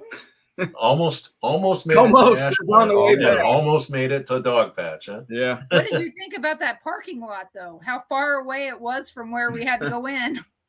Yeah, that was Could you imagine if we had parked up there and tried to walk down there? no. Especially when it was cold as it was? Now, since I went back, I wished we'd actually went in the dog patch at least one time. That way I could, see where everything looked like now, but never made it in. Instead of now, it's just all rotten, or it's probably gone by now if Bass Pro Shops has it. Right. You should be able to hear it now. Probably the highlight of About that. the deer meat you have in your freezer. So you're a deer hunt? No, I'm a fisherman. The deer meat was given to me. Oh. Yeah. So I figured with all the outdoor stuff and all that, you deer hunt. Yeah, I do love being outdoors, mushroom hunting and all that, but about the only thing that I'll go out and kill is fish. So what was your highlight of we were walking and I was with a bunch of the Dark Knight people, and it was close to midnight, and there was like a howl that come out of the woods. Wow. And one of the guys goes, yeah, that was probably a big cat. I go, a big cat? You didn't say anything about a big cat when we agreed to come down here. I'm from Iowa. The worst thing we got to worry about is mosquitoes. Yeah. Yeah, I heard that there had been a wolf down there. Oh, really? They got mountain lions too. Yeah, I know they got deer. Yeah. So, and let's see, that was what, on Friday night or Thursday night? Because we came down, what was it? We came down Saturday. Yeah. Yeah. So it would have been Friday night, most likely. Yeah, that was fun. Yeah, it was a good time. So, because, actually, no, we got there Friday. Yeah, I think we were down a couple nights. Yeah. Yeah, we got down. Well, we didn't stay. Let me step away real quick. I'm just trying to remember when we got there. It doesn't matter. It doesn't matter. I think we got there sometime on Saturday. Yeah. Right. So, but yeah, we were in the same hotel as him and Aaron. That's how we ended up playing Cards Against Humanity. Oh, really? Yep. Yeah. That game is something else. That was the first time we'd ever played, and it was us, the Dark Knight. Aaron was not down there with us, just Nick and Matt Bennett. Right. So, like I said, we all had a really good time. And Jane, it's a green screen right now. I change it around from the regular wall to a green screen every once in a while. If mine didn't slow down so much, I'd do something different, but it slows down. Yours shouldn't slow down. You got a fast computer. It's my internet, not my computer. Oh. So, but it is what it is. So yeah. But a lot of internet issues all over the place all the time. Luckily, we haven't had that issue for quite a while. Knock on wood. Yeah. But yeah, things are going that way. But I got his cat. Oh. Got a kitty? Yeah, I had to step out real quick. We always have an animal show up in the show. Oh, yeah. It's usually one of ours. The minute I open the door, all 4 of my cats come in here like, what's going on in here? Where you at? Well, see, Ruby's in here right now, so that kind of keeps the cats away. Yeah. So, and we'll be having, apparently we're going to be having another cat, but I doubt she'll come up here. Kaylin. You don't think so? Nah, I don't think she'll come up. So what's your cat's name? That one. This one's Babes. She's the oldest. She's 12. And we got Pretty cat. Yeah. Oh, she got caught on my cord. I bet that was loud. Oh, we didn't hear it. Oh, good. Yeah, So- she's the oldest. She's the queen of the house. Then it goes, oh, I just picked you up. And it goes like 6, 2, and 1. Oh. Our youngest is 5. And Well, you'll since we're on, hardly ever see her. yeah, that's our middle child, the 2-year-old. She's just like a bolt of lightning, gone. Especially any minute somebody comes over to visit, she's That's how goes she underneath is. the bed. But Yep. that's like any of our shows. We usually have cats or dogs that'll show up on the cameras. We got one host that's got brand new kittens. They're Siamese mix. Oh, So when she's on there, she's got her background right there in the living room. The Mhm. cats are playing on the floor, running around. Yeah. It's hilarious to watch. The bad Yeah, part right. is if we were closer, Yeah, they were. she would have less kittens. Oh, I know. She's Yep. trying to get rid of them. And there's I'd no probably way I'm have 5 driving to, cats then. yeah, I'm not driving to Lexington, Kentucky to get a cat. No. Ooh. Yeah, we had 5, but they were down to 4. We had 7. Well, counting the outdoor ones, yeah. I used to work at a haunted attraction, and the people that owned it had 15 indoor cats. Ooh. The owner of McPike Mansion, she has. She doesn't have as many, but She doesn't have as many Sharon. at this point, but at one time she had 22 indoor cats Oh yeah. and 14 dogs. You're just Oh, Lord. shoveling litter all day, every day. That Yeah. would be a job in itself. It was. I just know that I was grateful it wasn't my house. Still has sparks. Yeah, but you figure she owns McPike Mansion, her house, and then the house across the street. So between the 3 houses, none of the animals are in the mansion. And the only thing I got to worry about is the dog and the bird. What kind of bird you got? Got a green parrot. Ooh, that'd be fun to have. And then It he had, is, except it don't like guys. It's a rescue bird.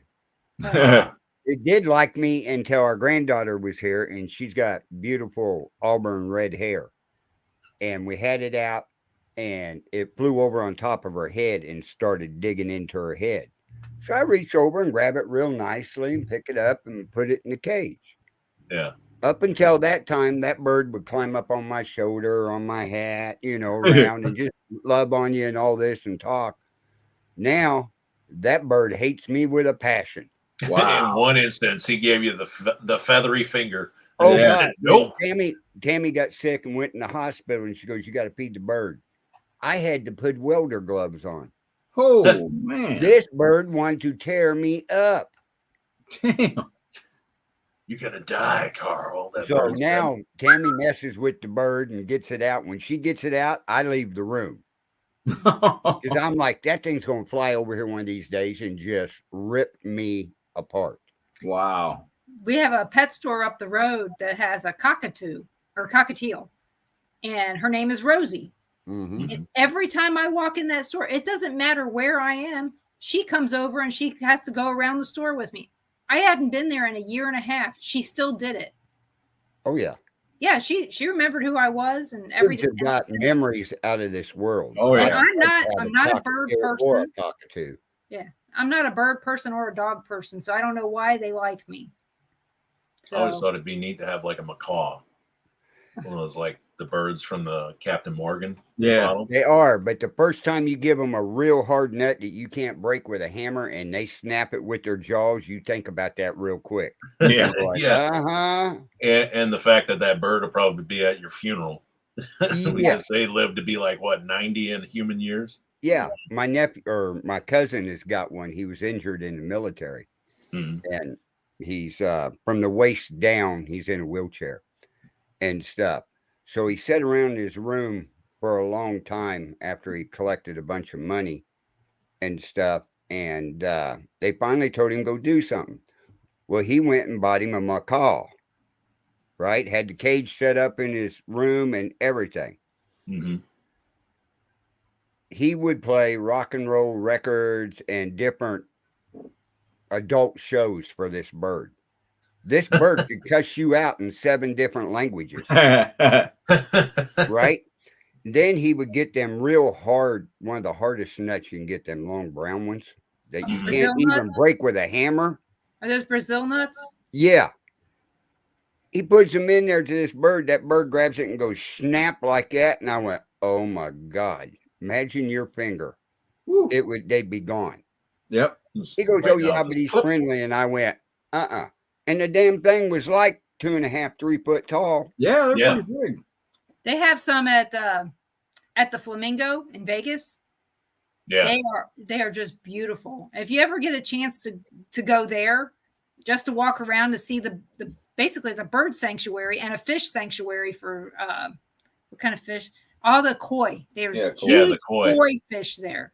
I mean, but the birds are just beautiful there. Last time we stayed there, we went down to the buffet and sat right up against the glass, and I was just looking out at the macaws and the fish, and that's Bowie. Where's he at? Yeah, I see him. He's back like there. For a second there, it looked like you have on a Davy Crockett hat. Yeah, at the tail wig. A live one. Yeah. It really does now. Oh, you're looking out the window. Oh. Well, he's a pretty cat too. Yeah, he just showed up one day outside crying for food, and I'm like, "You want to come inside?" And he was like, "Yep." Now he's an indoor cat, and I don't know how in the hell he survived outside because he's afraid of everything. I know. We have all of our cats except for one like that now. So I saved 2 of them, one from the garbage can and one from the mud pile. But they were little. They were less than. They might have been 6 weeks old. And the other one came up to me at the school, and she had a couple litters of kittens and also just old cat. Well, she was about 2, I guess, and she's now 14 or 15. Mm-hmm. And it's like she wants to go outside, but as soon as she gets in the grass, she's like, "Oh my God, I got to get out of the grass! Help! I'm dying." Yeah. Have you ever put clothes on your cats? Yeah. Do they flop over on one side? He kind of like walks around like stiff-legged. Yeah. I had one of my other cats passed away last year, and he had a hoodie that we'd put on him, and he'd like army crawl. Like, just stand up, dude. You're fine. No, I must army crawl everywhere. Really crawl. Our cat Oscar, we would put clothes on him, and he would flop over on his side like he couldn't walk at all. He just flop over. Help! I'm dying. This is the end of the road. Yeah. I thought the cat's going to starve to death because you put a sweater on it. Well, that's diet plan. Tammy had that Chihuahua and everything, and you'd get a dress out or something for it, right? And that dog would turn her away from you. You'd have to set 3 outfits out on the floor, and that dog would choose which one it wanted to wear. Audrina's like that. Yeah, mine. I let them pick out their canned food they want to eat. Do you do that too? Do you let your cats pick out their food? No, I got a pretty good idea what they like and what they don't like, so I'll just go to the store and pick up some food for them. Then I think on Sundays, Sunday's pretty much the only day that we do breakfast. And that's what I do. Yeah. On Saturday morning, that's when I'd give them the canned food, and I'd put 2 or 3 out, and I would let Oscar, was the oldest cat at the time, and I let him pick it out because he knew when Saturday morning was, because he'd bug me. It's like, hey, time one to go. There, and then another one over there on the couch. Right? Okay, I see it. Looks like a Keela cat, like we have. We have one that's a striped cat. Yeah, Coco. I can't hear it. We got one morning. I guess they were about 6 weeks old, but there was a mama cat with her litter that got in her trash, pulled the trash can over and everything. And we went out there, and as soon as they saw us, they all took off. Here you go, Ruby. Well, she was the run of the litter. Well, the next day they got in our trash again. Whole litter sees us. They all take off running. She's trying to find some kind of food or something. Anyway, we got pretty close to her, and she turned around and just hissed at us and took off running. Another day or two goes by. Same litter of cats are out there, and they're all looking pretty rough. I mean, they're really skinny. Yeah. And she had her eye was closed, like she'd gotten scratched or something. She was look like she said she was a runt, and she was looking like crap. Right. And as we go out there again, the whole litter takes off. And I catch her. She kind of looks at the rest of the litter running off, and she looked so bad, and I know she felt bad.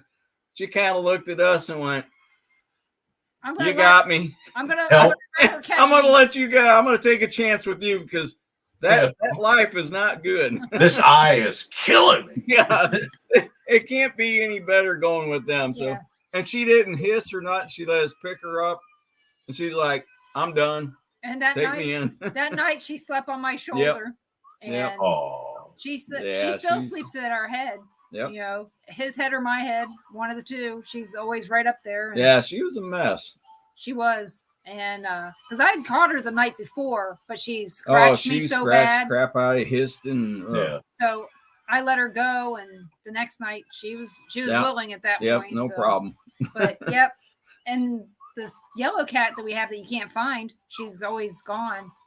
She was covered. Her and her brother and sister were covered in mud. And I found her just a couple days before Ruby was born. Yeah. And I had them downstairs, and I've been calling them Lucy, Ethel, and Ricky. Wow. Can you turn that down, Ruby? Ruby, can you turn that down? It's a little loud. He's actually holding his ears, going, it's too loud. Man, this is loud. Yeah, Mario Brothers. Here, Grandpa's going to help you.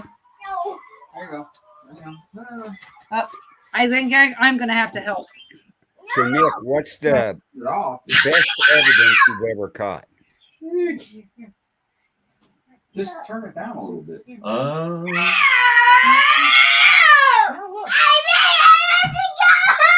He's got a temper match. He's got his mom and dad's temper. Here, you can still hear it.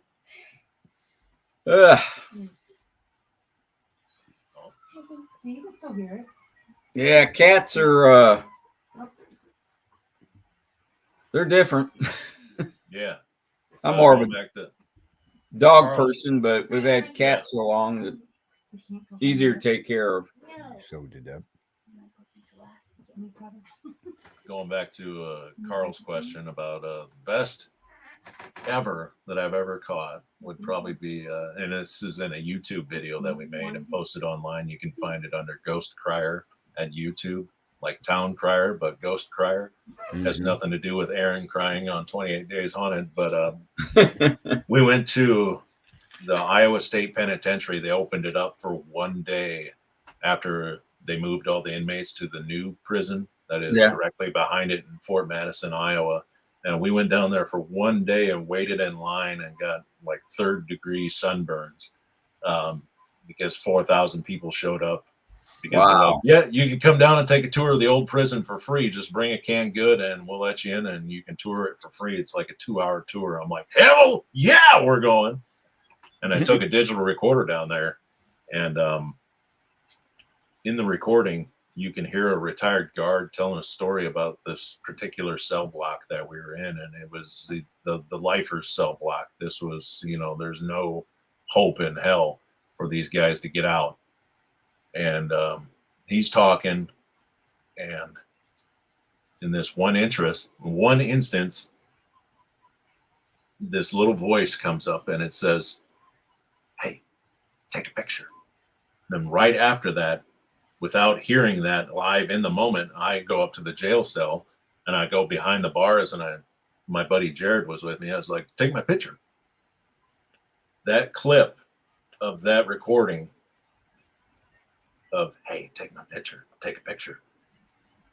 Now we go to Chad Kalick, is a famous documentarian, and he made a movie called American Ghost Hunter. And in American Ghost Hunter, they talk about his brother actually talks about reversing audio, taking a piece of audio and just reversing it in an audio program just to, see if there's anything back there.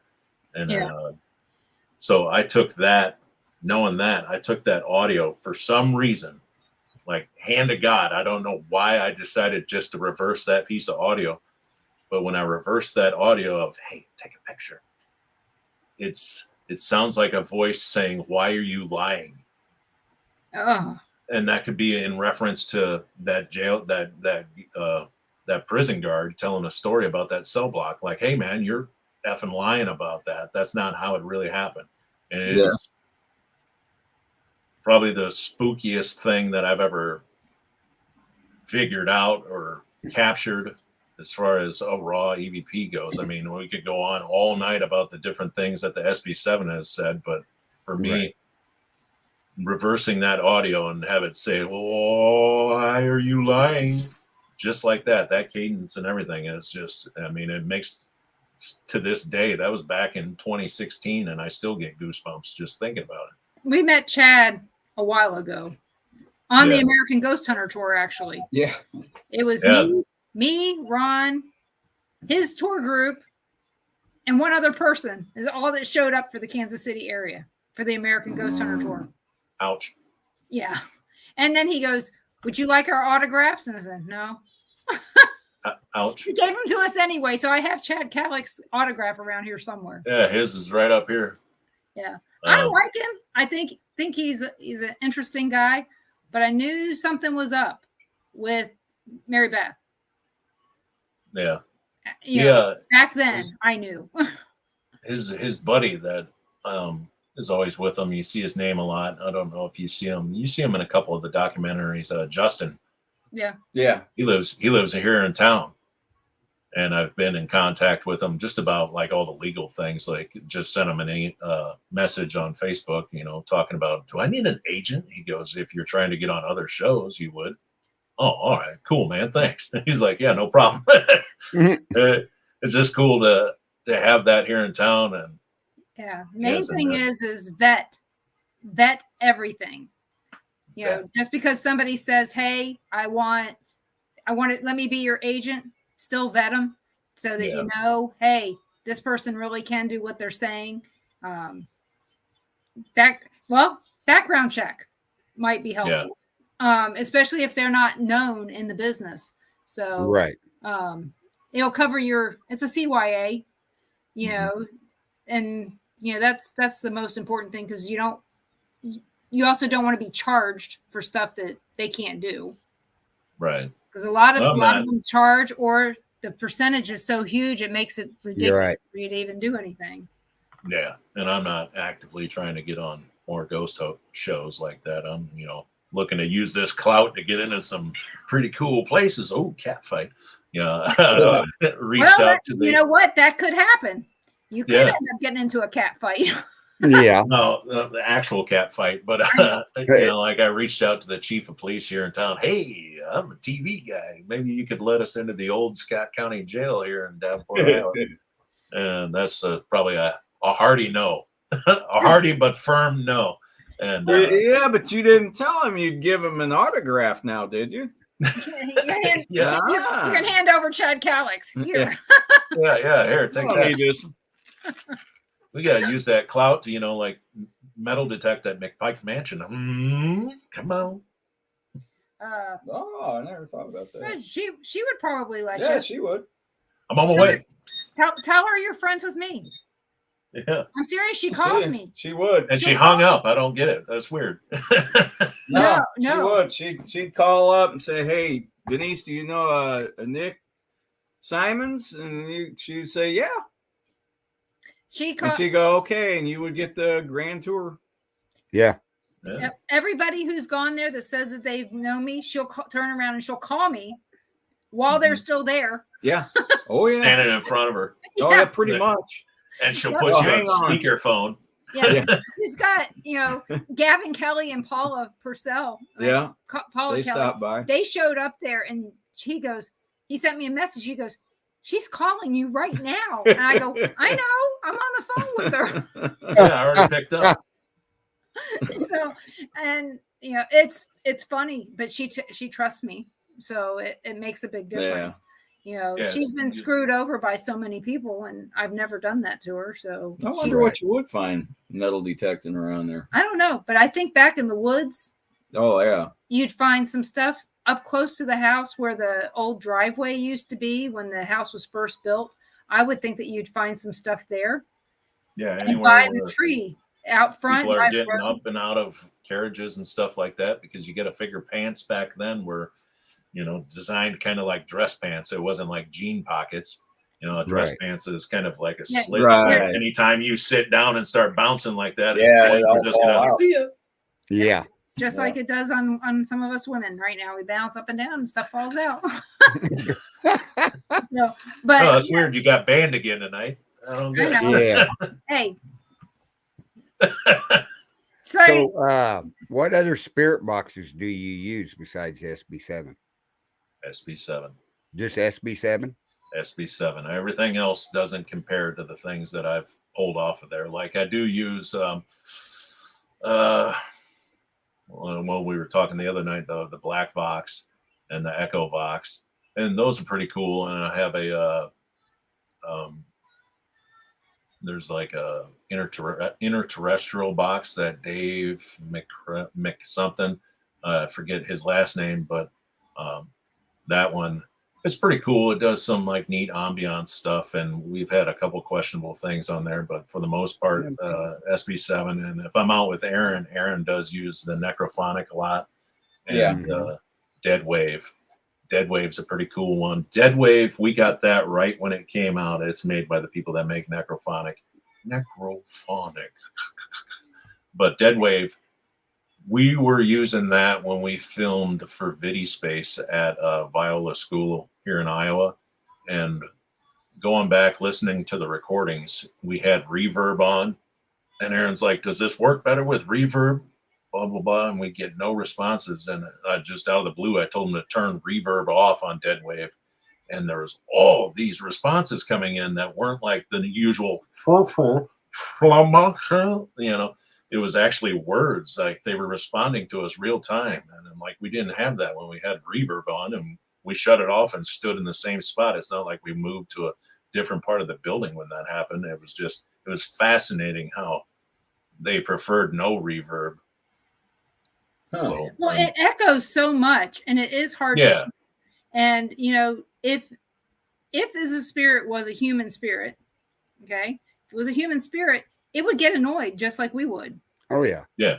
Just a thought, because I know that the reverb sometimes is just one more thing that you have to listen through, and it's like wearing a mask. You have to try to figure out what they're saying without seeing their lips and it being muffled. And that's kind of how I see reverb.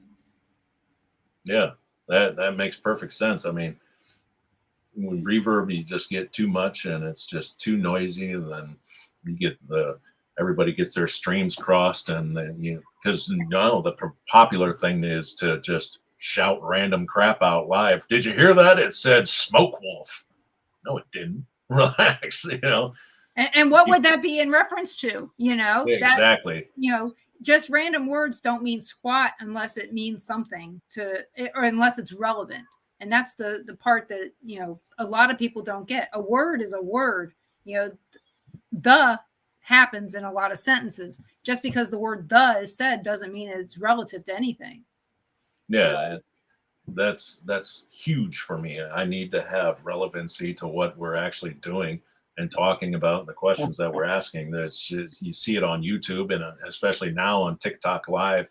I mean, shout out to those people for creating, but the amount of people that overreact to a spirit box saying, yeah, but you hear that? It said, yeah.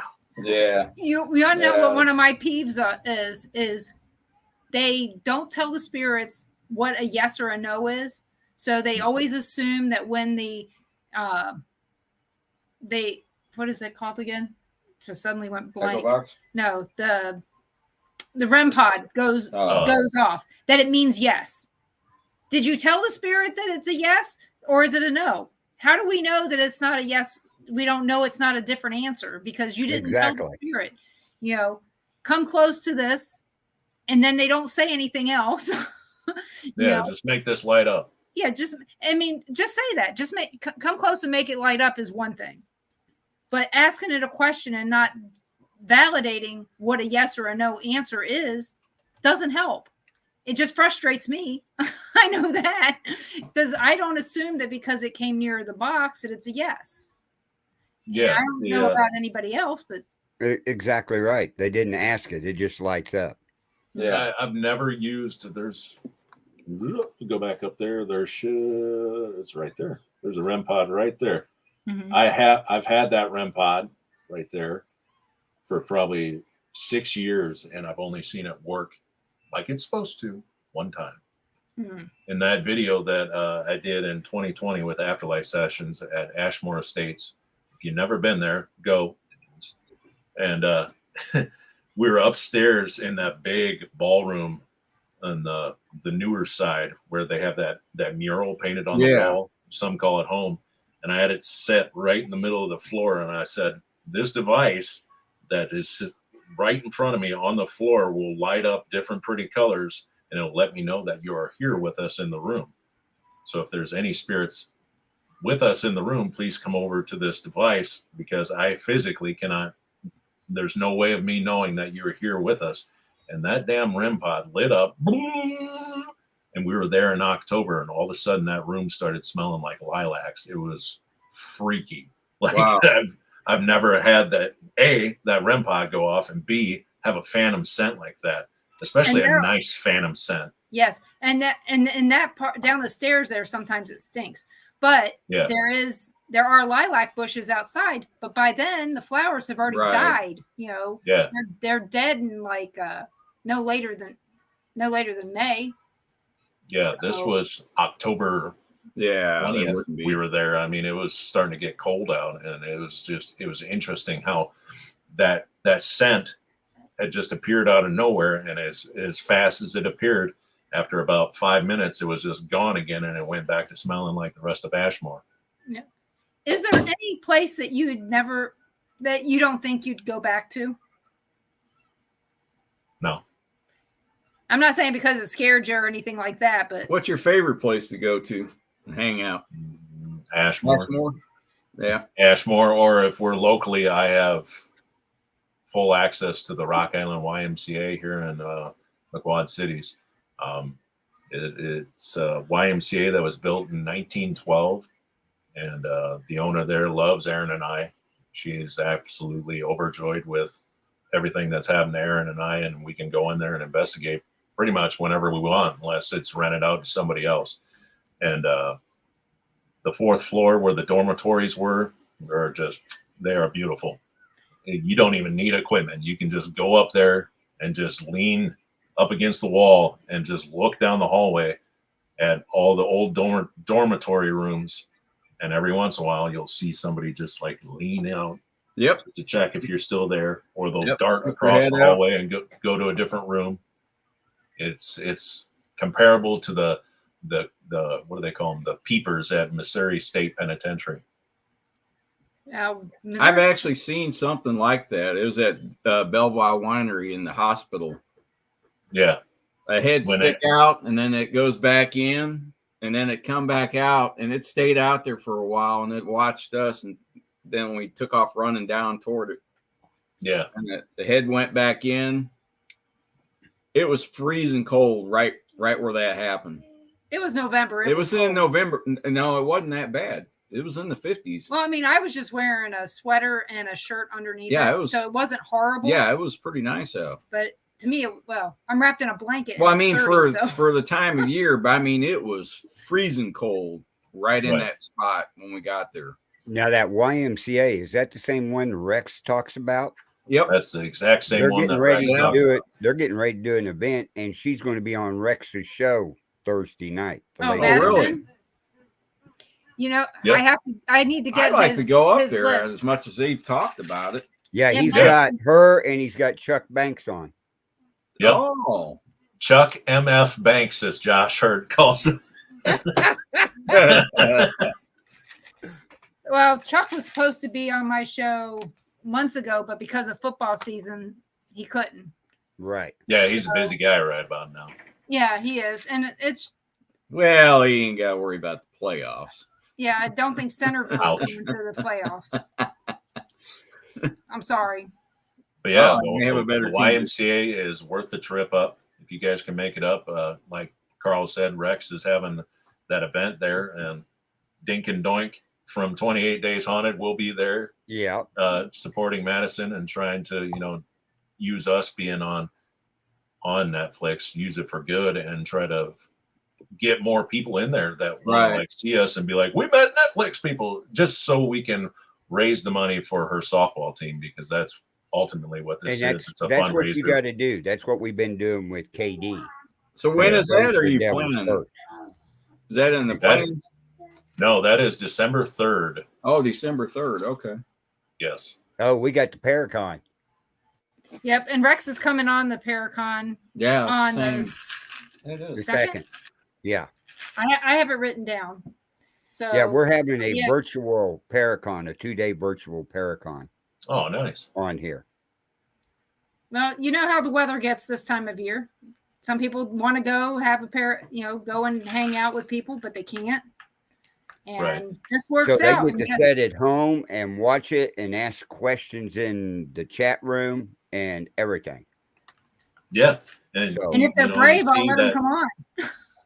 Yeah. you see that with more like virtual things, people are more open to like actually talking to people and asking questions, because it seems like when you're out and about, like all the conventions that Aaron and I have been to, we'd be waving at people and they'd be like, oh shit, just Uh-huh.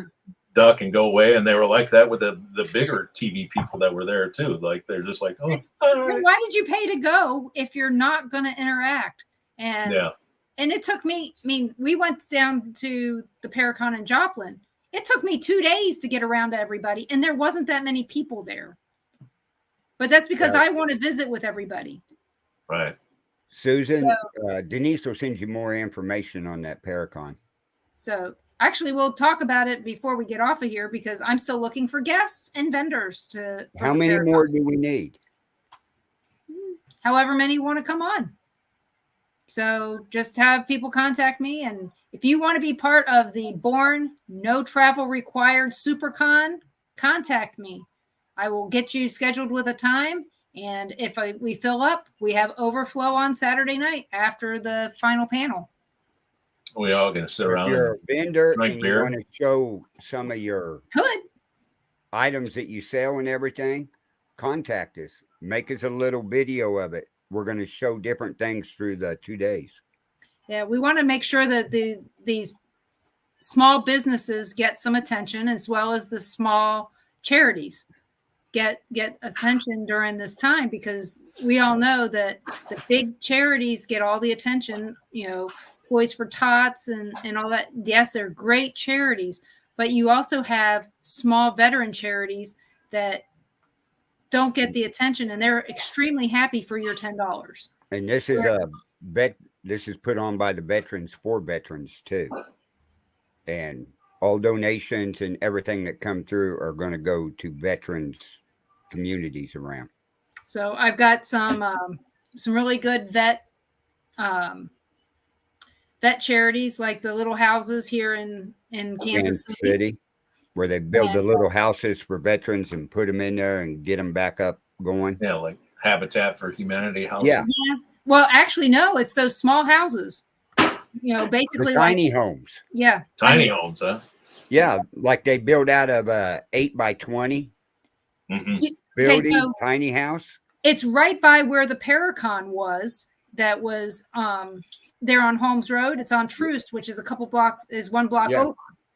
Ah, So it's in that area, and they need stuff like toiletries, they need socks, they need blankets, they need all this stuff that's all donations, but they also provide the housing and cover the electric bills and water and all that's related to it. And Right. that's really important to get people off the streets. And because, our winters here suck. I mean, your winters suck up there too, but It's snowing right now. It's snowing up there again? Yeah. It was snowing a little bit here. A little bit. Was it really? I don't even want to look outside. I'm not looking. It was looking like it could snow when I was walking. So, but yeah, I'll have a flyer up here soon. It's just I had family issues family first. I take that very serious. So Families first, and then everything else is just icing. Got that And right. see, Nick, I'm about 60 miles north of Kansas City.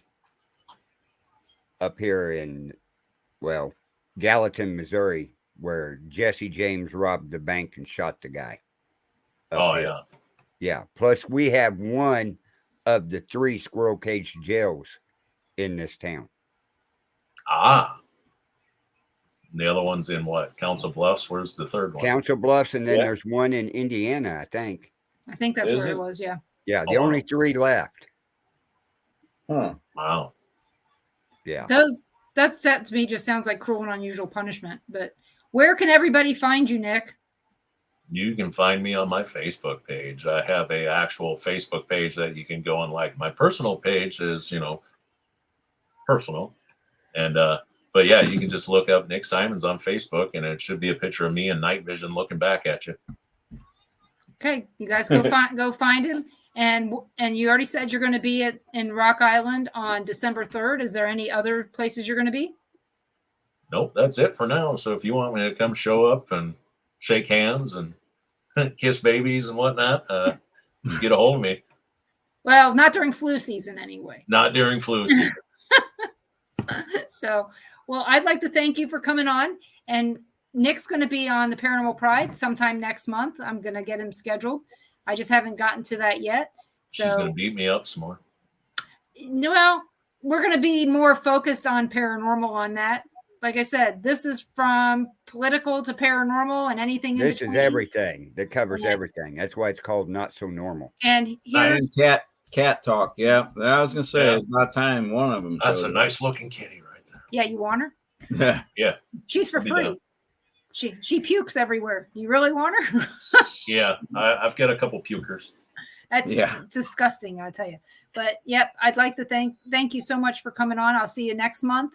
And you guys can find the Paranormal Pride here every Monday night at 7 p.m. Central. My guest on Monday is Nick White from Curse the Bell Witch. I've been trying to talk to him forever and ever. And so I finally get to talk to him. And I'm working on our guests for next week. I've got lots and lots of leads, really good ones too. Wait till you hear who they are, Carl. You're going to be as amazed and shocked. Good. On Sunday, we have Shaman Sundays, and the guest on there is, I just went brain dead. Who is his guest again? I don't know who this week is. I lost my spreadsheet. I know who it was supposed to have been. I know who was supposed to have been last week. Right. But both of them were sick. Right.